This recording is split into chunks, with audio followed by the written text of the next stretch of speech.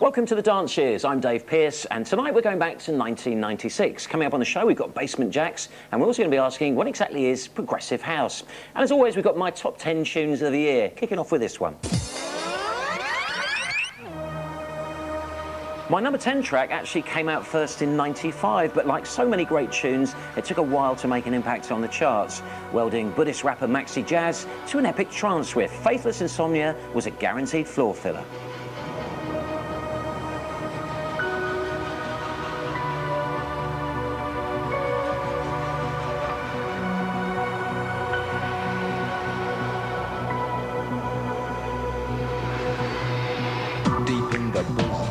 Gentle night is when I search for the light. Pick up my pen and start to write. I struggle to fight dark forces in the clear moonlight without fear. Insomnia. I can't get no sleep. I walked into the studio one day and said, God, I really can't sleep. I can't ever get any sleep. I'm just really exhausted. Let's do a track called Insomnia. And that's kind of how it happened. And little did we know it was going to become the behemoth that it did. What was interesting about Insomnia, and something we just didn't think of at the time, was that at 3 o'clock in the morning, in the middle of a nightclub, someone going, I can't get no sleep. Everybody understands it's a universal thing. I think part of Faithless's appeal that we do write lyrics that have a universality about them. They're also quite profound if you kind of look behind the immediate silliness. You know, there's definitely a message in there. Tearing off tights with my teeth, but there's no release, no peace. I toss and turn without cease, like a curse. Open my eyes and rise like yeast. Euphoric without being cheesy. Just another level of music. Just another level of how good, how intense music with a trance touch can be. And very, very important record. And it is still a classic. So when it's black, this insomniac, take an original tack, keep the beast in my nature under ceaseless attack. I get no sleep. I can't get no sleep. I can't get no sleep. And then it's like dun dun dun dun dun dun dun dun dun dun dun dun dun. And I love that tune, but it also brought back the memories of those rave days when I sort of was up all night, sort of, you know, dancing around and sort of not sleeping, you know, and coming back and being all tired and black bags. And I just kind of depressed me, that song, actually. Formed when producers Rollo and Sister Bliss recruited Buddhist rapper maxi jazz, Faithless was soon to become one of the UK's biggest dance acts. The first record I remember being really struck by, kind of pre-house, was Mars' Pump Up the Volume. That was kind of the precursor for me for what was to become a lifelong addiction. I'd always been into electronic music, things like the Human League and Kraftwerk, and right across the board really, anything that was funky and interesting.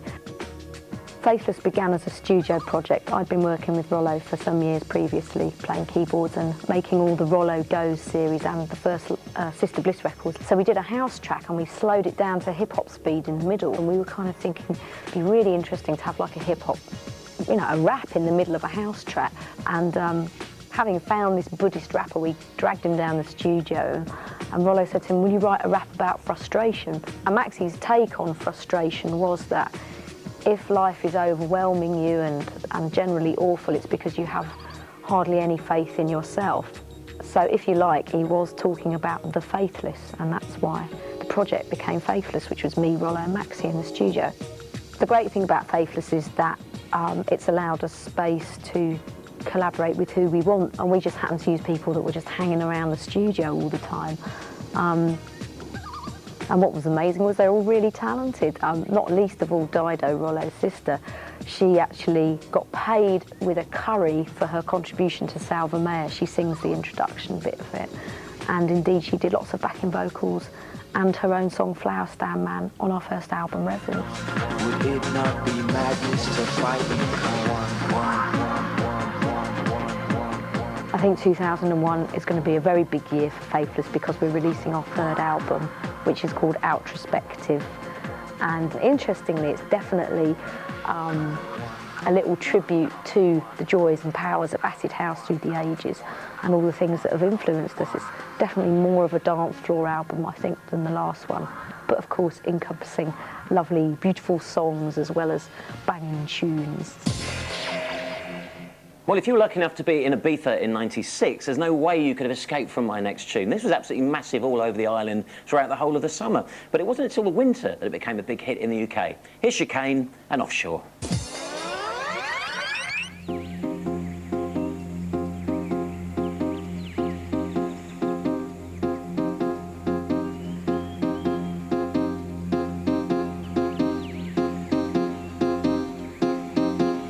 Offshore was kind of the end of the summer sort of vibe I was trying to capture. I was always like the last kid on the beach, you know, everyone always gone home and it was getting, you know, it must have been about just early September and it wasn't so warm and it was that kind of summer's ended sort of vibe and it was really just trying to conjure up a sort of sounds of summer but tinged with sort of slight melancholy feel to it.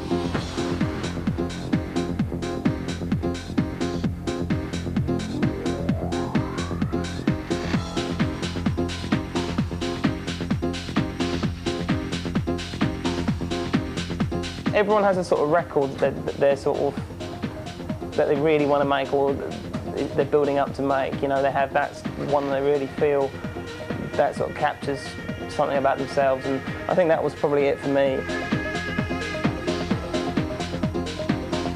I can't listen to it really very much these days because I've heard it to death, obviously, but it's still really probably one of my favourite tracks.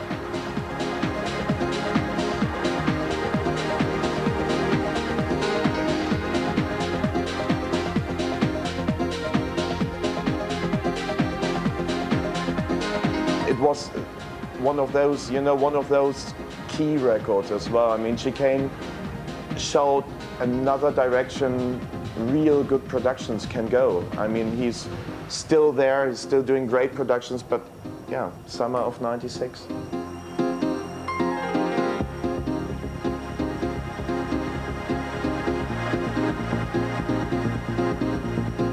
Offshore is one of those beautiful tracks. It's completely timeless, and when I hear it, just literally does sound like waves rolling over you. It's lovely no matter when you listen to it, but it is one of those real chill out tracks. It's beautiful.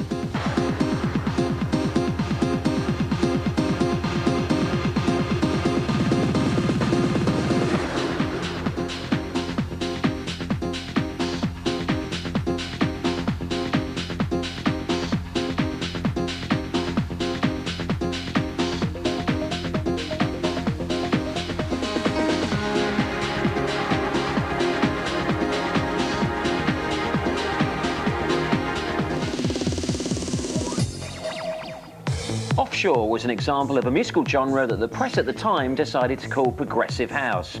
And now it's a term for a different sound. No wonder people get confused. Some people have been quoted as saying that I started progressive house. When I read that, I was like, oh no, what did I do? I always found progressive house a bit difficult to understand, and it's had kind of two major zones of popularity, one in the sort of early to mid-90s and one almost 5 years later. I could tell you who progressive house DJs are, but I couldn't actually fully define what the music is. People tell me that I play progressive house. I've no idea what that means.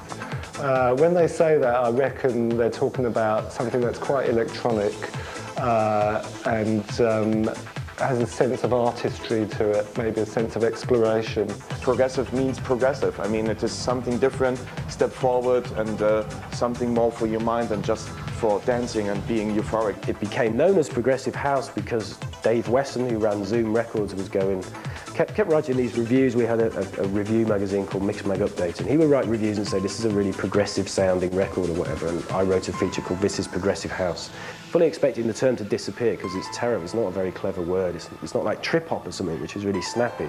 It's crap. But for some reason it seems to have lasted, mainly because I think the style is regarded now as very influential. Progressive house just went bang, and it's like all of a sudden it was just like the biggest thing. For me, it was one of the silliest early examples of journalists creating ridiculous subgenres out of dance music purely to create work for themselves.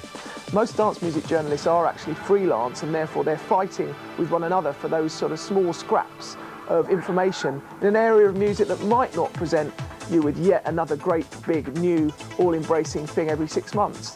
Ultimately, dance music evolves, but there's no revolutions. By 1996, Ibiza was really starting to determine what were going to become the big dance anthems of the year back in the UK. Now, this next record was big right across the island, like all the others, but I remember first hearing this at a particularly special night at Amnesia. I've never really quite got over it. Here's BBE and 7 Days in 1 Week.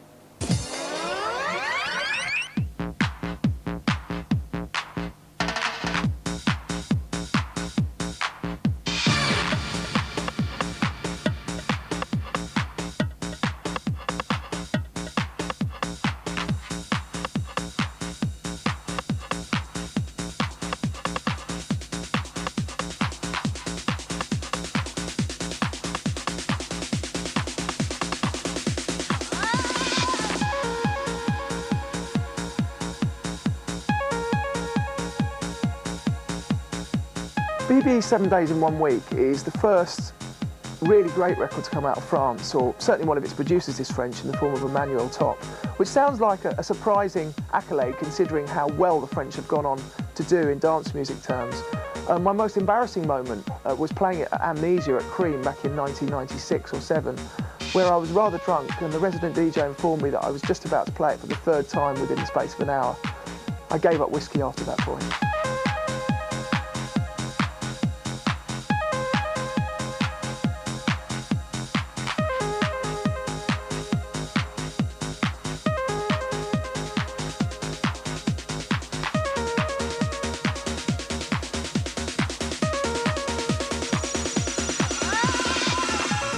Days in 1 week, I think, was Ibiza, and it was your kind of must-have.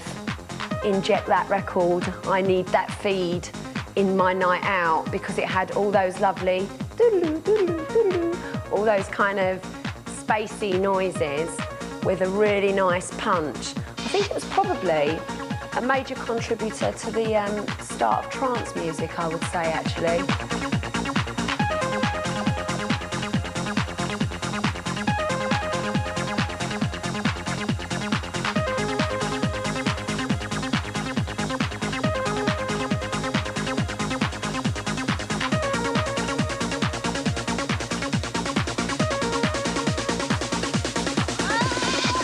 'First time I heard BBE, 7 Days in 1 Week, happened to be in a tiny club in Cornwall, of all places.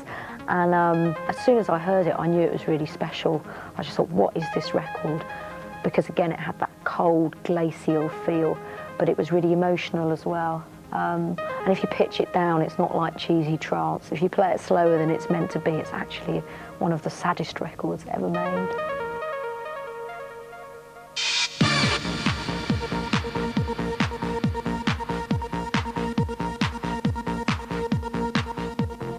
Not a huge fan of kind of Euro trancey stuff. I don't know exactly why, but I always feel that it's pretty obvious, isn't it? It is pretty obvious. It's just dreadful. It's just supremely cheesy, I find, and it only pertains for me to the kind of the wrong type of clubbing, the kind of the slightly kind of the shit side of Ibiza.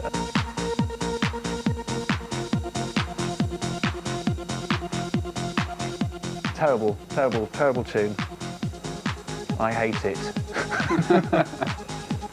If someone plays that at my funeral, I will come alive and kill them. Still to come on the Dance Shears, Sunday morning clubbing. And do you really need drugs to enjoy dance music?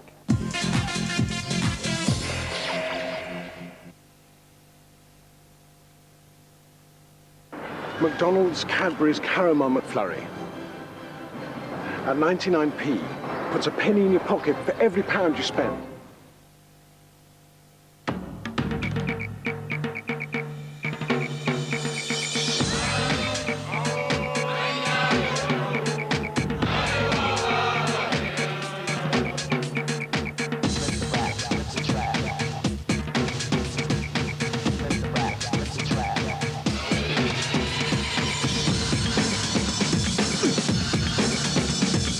Reef, exotic fruit juice with a cutting edge of vodka. We're all going on a summer holiday. We'll not let you go. Let me go. We'll not let you go. Let me go. We'll not let you go. Let me go. 'Cause I'm just a teenage dirtbag baby. Listen to Iron Maiden, baby.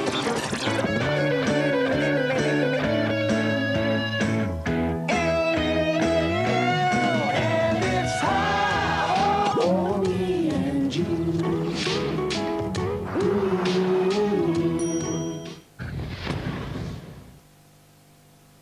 Winning £6 million hasn't changed Roger Roebuck. And I love cooking.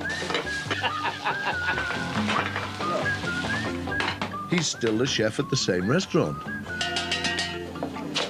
It's just that now, it's his restaurant. What would you do if you won this Saturday?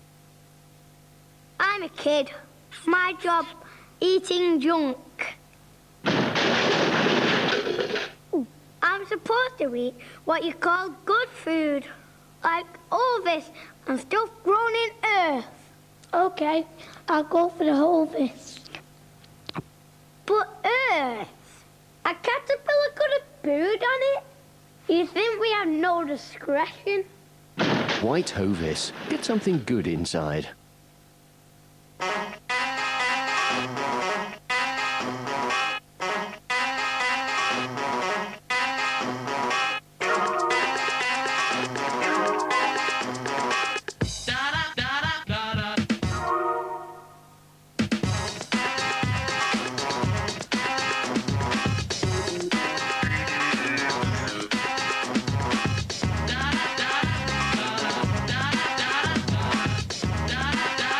New Impulse Anti-Perspirant.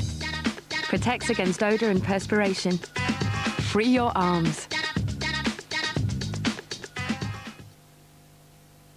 This superb 4-drawer Myers Majestic king-size bed is below half price. One of the amazing savings in the serious summer sale at Courts.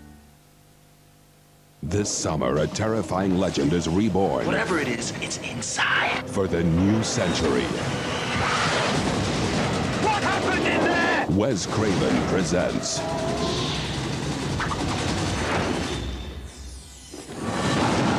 Dracula 2001.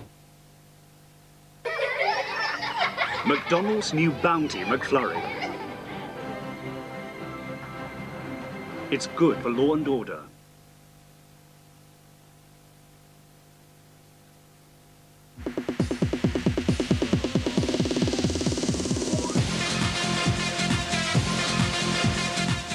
Welcome back to the Dance Years, and my look back at the year that was 1996.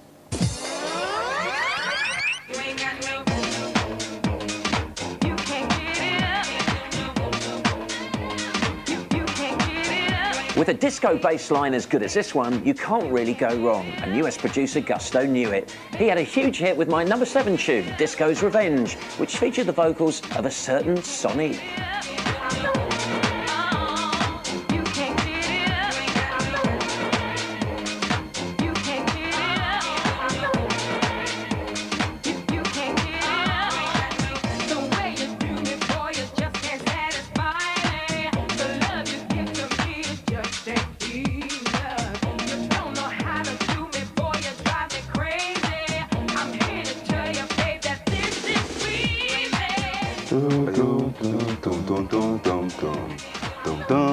Yeah, definitely. Gusto, Disco Revenge was again, brings me back to the Archies, one of the first UK Sunday night raves where they used to play the UK garage sound.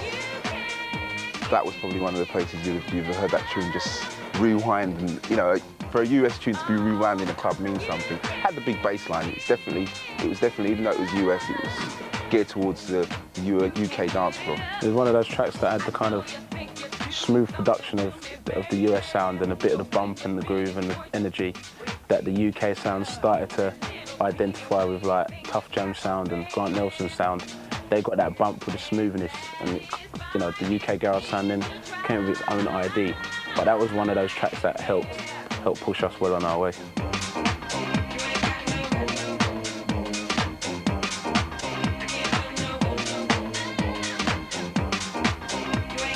I remember I was working in Uptown Records at the time. I sort of come in, it was just this filtered loop. It's just a boom, boom, boom, boom, boom, boom, boom, boom, boom. And there's just this drum beat over the top, pretty simple track. But it was kind of the hook got in everyone's head. It was kind of one of those infectious records and stuff. I remember playing it out, and everyone was going mad at Ministry to it and stuff. I was thinking, damn, this is like just some obscure US label and stuff, and we come up with this record. Sure hope not. Is it my breath? Because baby, I'll go brush my teeth. While many of the superclubs were going for mainstream music policies, The End in London proved that underground sounds could also pull in the crowds.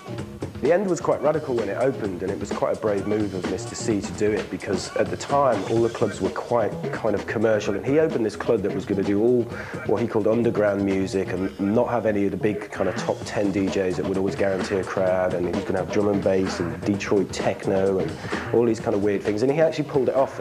I was shitting myself when we opened this place, I really was. It was like, how are we going to make this work? At the time, in '96, all of the clubs in London were all handbag, absolute cheese. There was nothing for anyone underground whatsoever. When it opened, it looked completely different to everything else, because normally underground places would be as scuzzy as possible, some kind of dodgy warehouse. In The End, it was kind of really slick. It actually looked like one of the storage rooms in Red Dwarf or something. It was like a spaceship with all metal everywhere. The floor of the whole club is on tiny little springs, so as people dance, it moves. It bounces very subtly like that. People don't notice. People don't know that the dance floor is moving.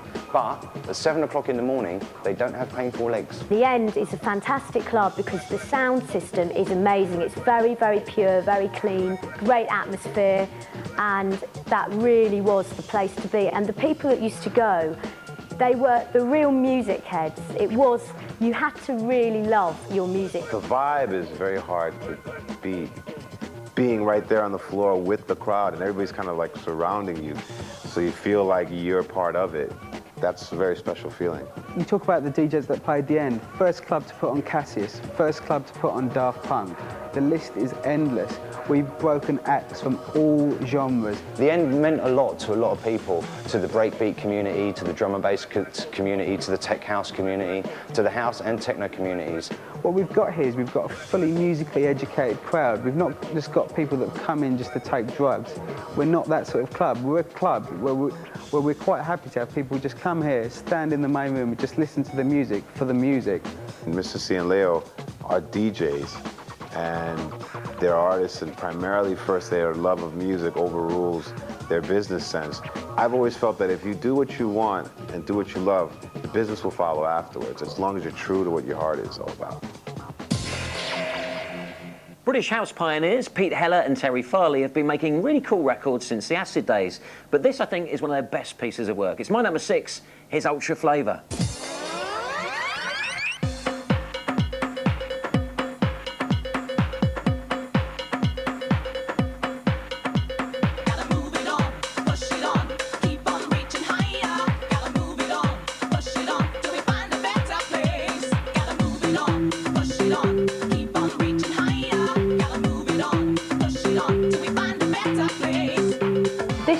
Always reminds me when I very first started to DJ. I just bought this tune and I used to do my mixtapes and put it on in the car on the way down to the gig. And I had my first residency, and it's just a fantastic tune. It builds and builds, and it feels like it's sort of taking you somewhere, but it doesn't actually get there, and it sort of keeps you on the edge of your seat. And it's like really funky little cowbells in there, and it's just a great tune. I actually see them sing live down at Bambina and Leicester Square as well, which was quite a good memory.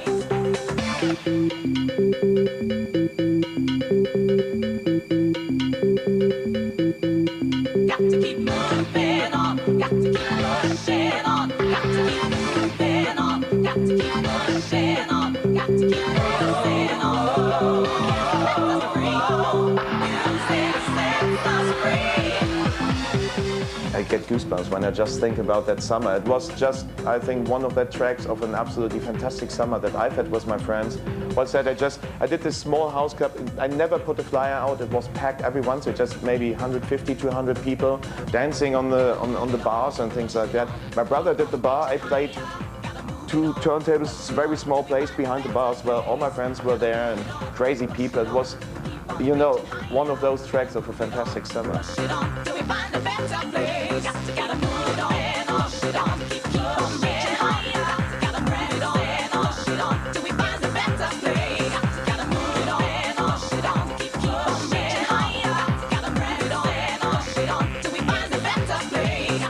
Simon Dunmore giving me test pressing of that record and me playing it at Southport Weekender and it just going off massively.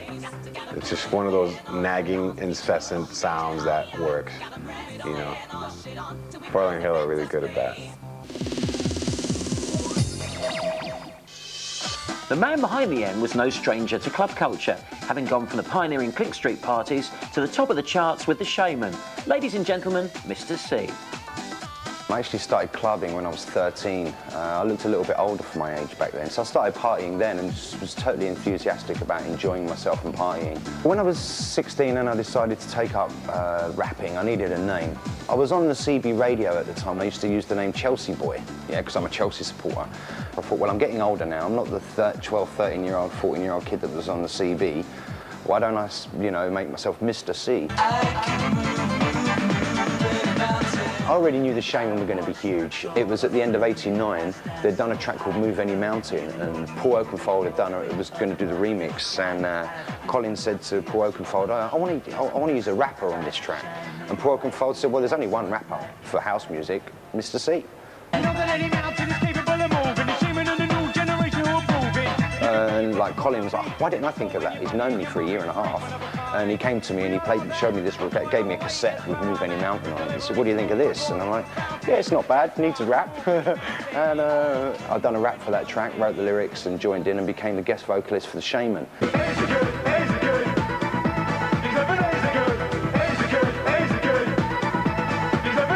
Ebenezer Good was a joke on the dealers, on the E community, on the rave scene. A lot of the E that was around at that time was absolutely rubbish, and that was why we decided to send it up, because MDMA-ing stuff really didn't exist anymore, and that was the problem. Everyone just thought that we were saying E's are good. Well, it wasn't. It was actually to the contrary. We were saying, look, E's are really crap. You know, like, go and get yourself something else to put inside you, you know? We was lucky enough at the end of '92 to win the Ivor Novello for Songwriters of the Year, and that for me is my ultimate accolade. I mean, with all the awards we've won as the Shaman and all the platinums and double platinum discs, they're quite worthless when you think about the Ivor Novello.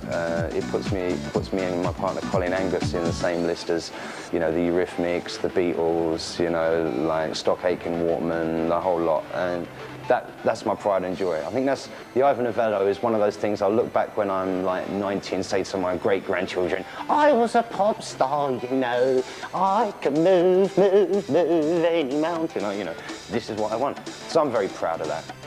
I always said when I was doing the Shaman thing, all the proceeds I get from this I'm going to put back into the underground, you know, and that's what I did. I set up Plink Plonk Records, I set up the Watershed recording studio, I'd done low voltage recordings at that time, EAR recordings at that time, and put money back into the end, and that's exactly what I did. I didn't go and buy a big house. I didn't go and like spend it all on myself. I did what I said I was going to do. Well, sorry to keep going on about big Ibiza records, but with this one, I have to. It was big, and it kicked off in Ibiza. This record was so hot that they actually ran out of copies on the island. I myself remember jumping in a taxi, going to all of Ibiza's record shops to try and get a copy to drop it in my set. And it went on to become a rather big record in the UK as well. Here's Hysteric Ego and Want Love.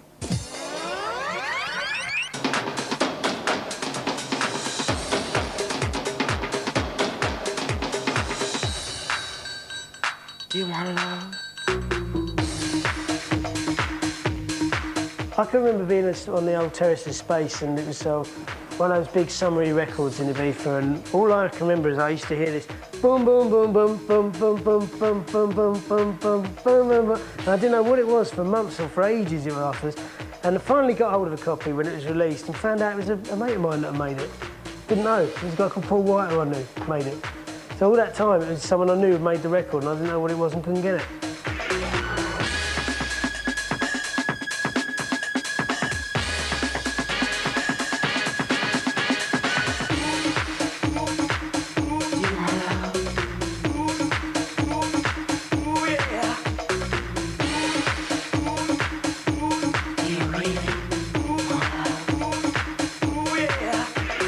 Derek Ego, Want Love is not a tune that you think you know, but when you hear it, you do know it. And it's basically, it's rather like Glam's old tune, Hell's Party, if there's a hell below, we all want to go. I can't remember exactly how it goes. But it comes from that school. Not exactly hard bag, which is a horrible word, but not exactly that, but certainly cheesy, but fun.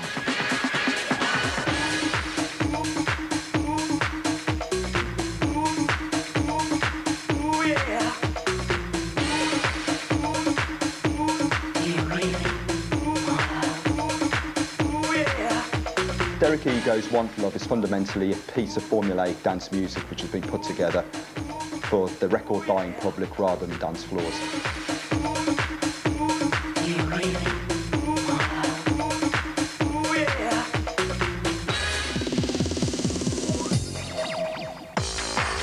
If you were really serious about London clubbing in '96, there was only one place to be on Sunday morning: Trade. Musically, one of the clubs that influenced me the most was Trade. Trade is still held in Turnmills, which is an amazing venue in Clerkenwell, and it's an amazing labyrinthine mess of a club with all these amazingly different areas in which to lose yourself in the music. And at the time when I started going, it really was the most superb DJ lineup in the world. It's such an intense environment. It's not a place to go and have a quiet drink. You know, it's you have to kind of be fully involved, or it doesn't. You know, it doesn't make quite the same sense. The first time I went there, I absolutely hated it. Absolutely, I hated the place. I was 16, I went down to Trade. God, it was nuts. I just didn't know what way to take it. And then I think it was maybe a year later I went down and applied, and I absolutely loved it.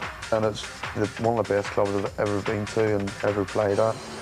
11 o'clock on a Sunday morning, the Clerkenwell Road, you know, with some of the craziest dudes around, really. Not just gay, you know, everything, quite edgy people. And but with some of the darkest music I'd ever experienced, and a lot of pharmaceuticals. It kind of was a heady combination, really.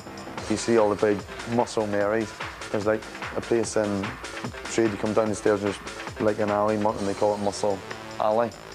And you know, you walk down it and you feel a bit intimidated. And there's all these big blokes, big muscly blokes. And then they'll say hello.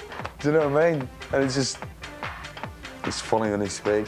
It can get a little bit much when you've got great big muscle Marys dripping sweat all over you. It's not really my cup of tea. But saying that, for the gay community, Trade has been a flagship. It really has. It's been a place where people can leave their attitude at the door, go in with an uninhibited and enjoy, and that's been really nice. No club brand in the UK is 10 years old apart from Trade. Trade is there and it's still on the cutting edge. Well, there's absolutely no doubt that Todd Terry really knows how to turn out a banging tune. Here he is at my number 4 with Keep On Jumping.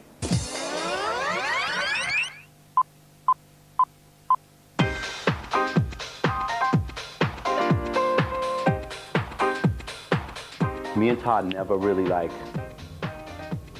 call each other, right? But we see each other everywhere, all the time. And it's just, we are I swear to God, we're connected. In a sense, I wouldn't be here if it wasn't for Todd. I wouldn't have done House. I wouldn't have liked House if it wasn't for Todd. I wouldn't even be talking about House. I probably would have tried to be Timberland, you know what I mean? You know, I wouldn't have been sitting here doing house music, you know what I mean? Todd brought me in, and I blame him for it too. I'm like, you should have never made Royal House. You should have never made me like house music.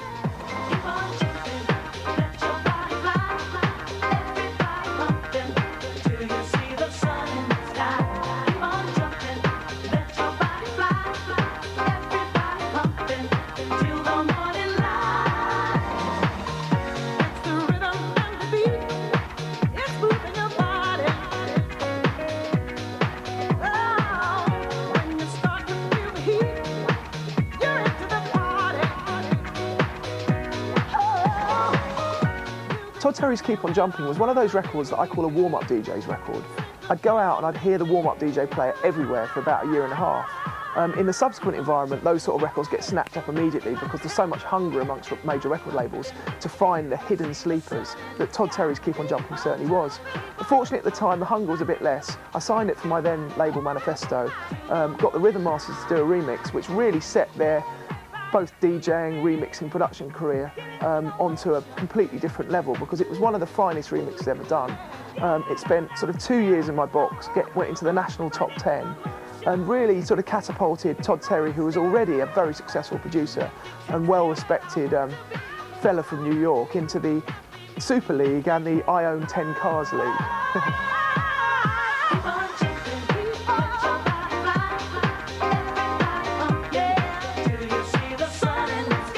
All the DJs got into it, and Eddie Gordon and Judge Jules came to me and said, you know, we want to do this as a big, you know, remix and things like that. You know, so I said, well, you know, we're going to do that. I might as well do the whole song over. So I did the whole song over, and then I got the remix from the Rhythm Masters, and we knew we had a good package to make it a hit.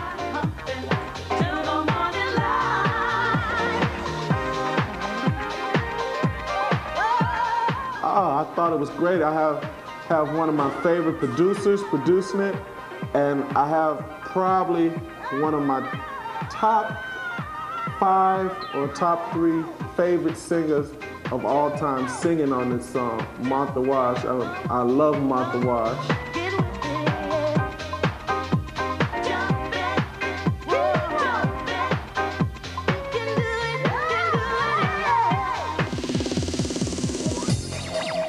Coming up in part 3 of the dance years, we hear from Basement Jaxx and ask, do you really need to take drugs to enjoy dance music?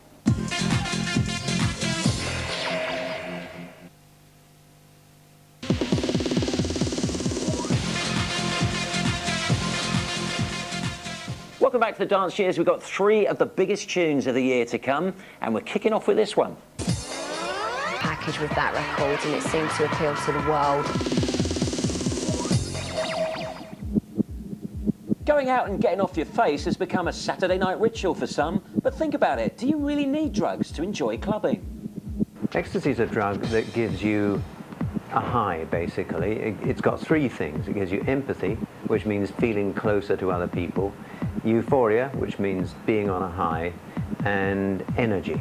People feel, wow, they can dance all night, and that's why it's a dance drug.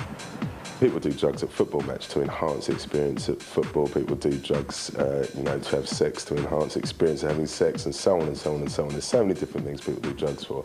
The people that are going to do drugs would say they did drugs to enhance the experience of whatever it is, and I'm sure that dance music-wise and dance music people would say the same thing. It does sound different, without a doubt. I mean, that's probably why, you know, some of these sort of music is so bang, bang, bang, bang. The only way you can sort of do it really is probably through taking drugs. So you couldn't dance all night long on a normal one going bang, bang, bang, sort of no way, do you know what I mean? It's a bit kind of a vicious cycle. The drug affects the type of music, which affects the type of drug, which affects the type of music, and it becomes a big vicious circle.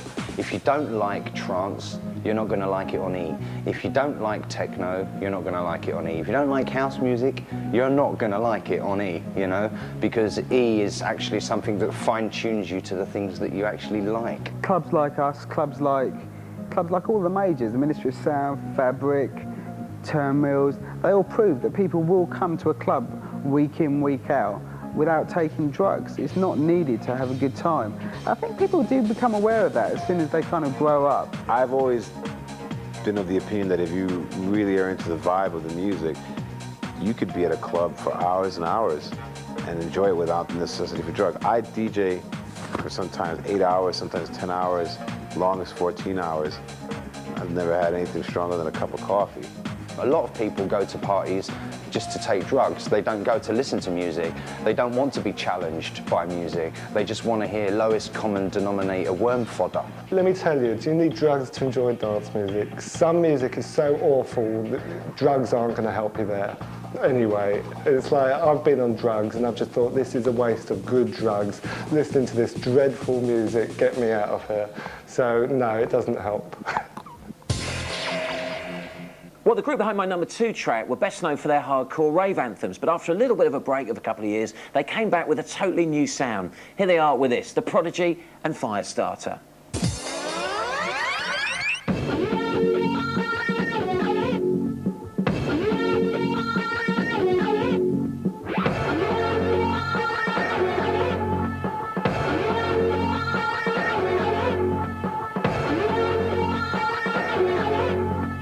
went to Brighton Festival, and I remember going to see Prodigy, and they played, and all of us were on this stage going, I'm the fire starter, you're the fire starter. And it was mad, such an atmosphere, and I think everyone wanted to go out and commit arson.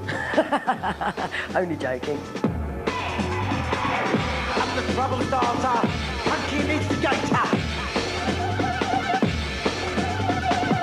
I'm the fear addicted, danger illustrated. I'm a fire starter, twisted fire starter. You're the fire starter, twisted fire starter. I think that the reason Firestarter was so big in America is because it had that kind of slightly rock element to it, you know, and people could kind of relate to it. And I think Keith was the really important ingredient. I mean, without Keith, there'd be no Limp Bizkit, there'd be none of that stuff, because he kind of made that work. I think the thing that he added that was cool was the punk thing, you know, because Keith was like a kind of new punk. I'm a fire starter, twisted fire starter. What is it about the punk thing? It's like, I tell you what it is, small boys with big beats. You see, you get small boys in studios and they try and do the biggest beats, the most aggressive thing, because they're kind of insecure. So the punk thing is very appealing, because to be angry has always been kind of cool.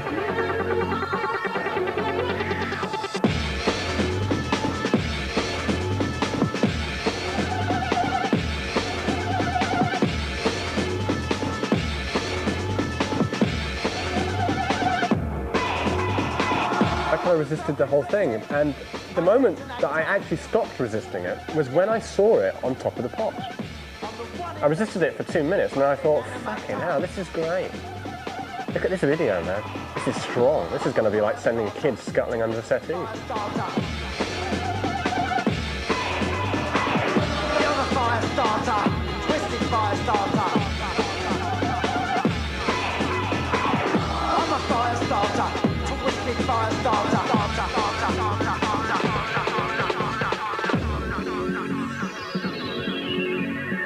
We hold a little soft spot for that in our hearts, because we did a little cover of it, actually, which wasn't released.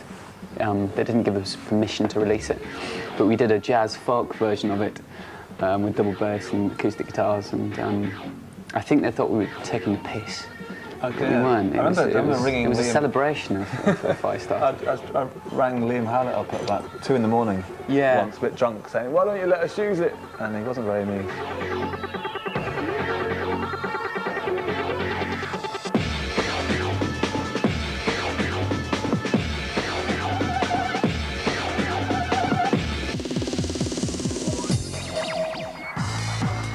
Clued Up clubbers were descending on London's Brixton every month to catch 2 future dance music superstars, Basement Jaxx. Originally we wanted to kind of do the American deep house sort of sound, sort of based on New York, and people like Masters at Work. And we wanted to be like producers like Masters at Work, really, sort of behind the scenes, you know, creating the sound, the production, and getting singers and launching singers. So the singers would be kind of in the sort of the limelight, and we'd be just the producers in the background. We thought that was very cool. But then with time, we had a track called Fly Like that went in the charts in '97, and it got signed to a label called Multiply, and I think that kind of got a lot of record companies excited, thinking, oh, they could become, you know, they've got chart potential, and so people started to look at us more like a band, which was strange for us because we never thought about that. We didn't want to be like a pop group or anything, but it's kind of turned out that way. I remember just the first questions that you used to ask me was like, how do you get those kick drums on your records? And trying to, and I just kind of like told them what I was doing. To see the progression that they've done from then to now, I'm very proud of what the boys have, how far the boys have come. They've grown into their whole style and their own selves.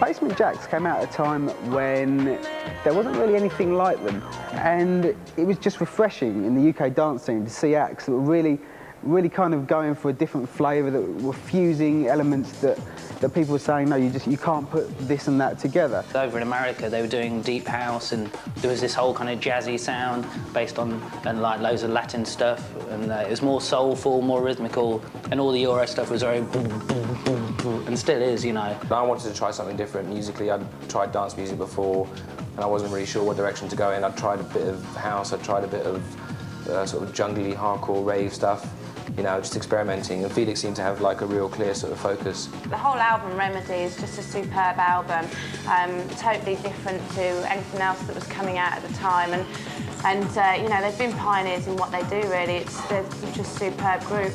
We've got the freedom now to kind of do our own thing. We're not kind of trapped in the club world, and that was before. We always wanted to kind of break away from just that style of thing.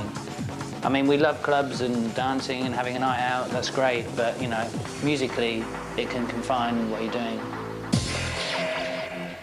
The title of my #1 tune of the year was actually taken from a book on greyhound racing. It featured in one of the most memorable clubbing films ever made, and it still makes those little hairs on the back of your neck stand up when you play this to a big crowd. It really deserves to be #1. Here's Underworld and Born Slippy.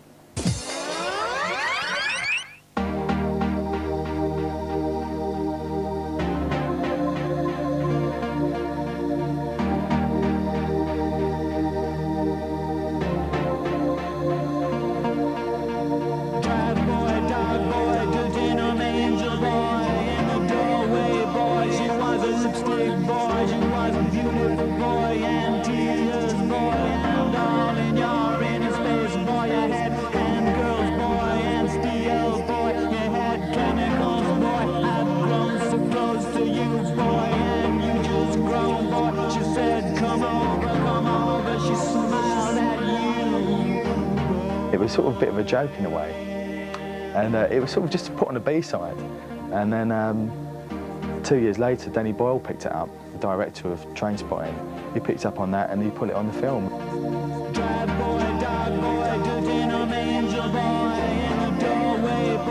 One of the main things about Underworld was Cole's vocals. You know, the way he wrote, you know, off the wall. He never sort of like come up with just normal like verse, chorus. It was more like what he saw, samples of life, writing down everything, you know, whether he had a conversation on the train or whether he saw this or whatever, he just wrote everything down in his book. And then when we used to record, he used to bring out his little book and just look at it and come out with these mad sort of lyrics and that. Born Slippy was about when he was really, really drunk, and he was sort of like walking down Water Street outside the Ship, and there was, you know, loads of lager louts walking outside, and that's the whole thing about the lager thing and how horrible it was. My friend said, Timo, you can't drop that in your sets. I mean, this is too different. I said, you have to hear that. I mean, you have to hear that on a big system. You have to look at the people when I play that.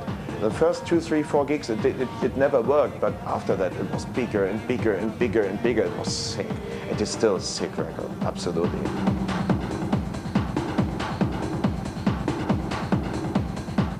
Born Slippy always reminds me of the 1996 Berlin Love Parade. The Love Parade was this annual event started by Dr. Motta.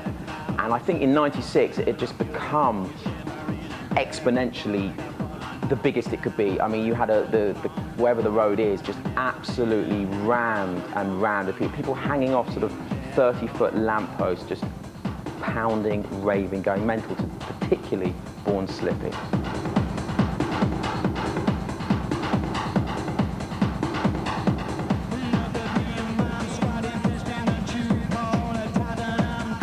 Well, that's it for 1996. Next week we hear from Fatboy Slim. Speed Garage begins to kick off big time, and we can't get enough of the French. That'll be 1997. I'll see you then.